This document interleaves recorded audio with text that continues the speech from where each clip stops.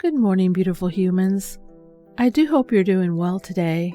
As we continue our lives down the slow living path, we can find ourselves looking for new hobbies.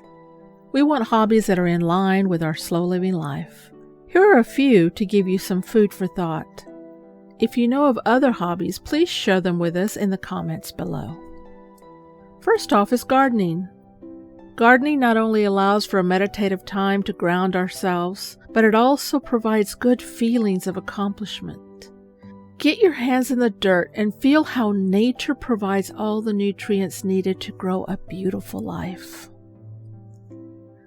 Second is board games. Chess is a good way to learn lessons for life as well as to play the game. It teaches patience, logic, and critical thinking. The game can be played at any pace. You can play in person or online.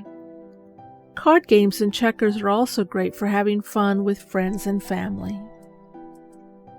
Third is classes, like pottery, yoga, or meditation. Dancing is a great way to express yourself through movement. And meditation can be as simple as doing a meditative walk through nature and garden paths.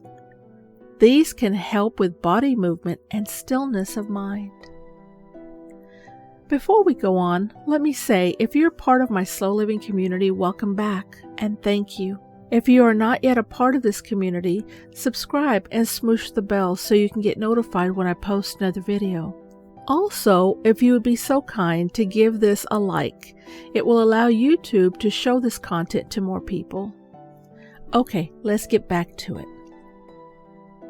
Number 4 in slow living hobbies is crafting. Learn and practice crocheting.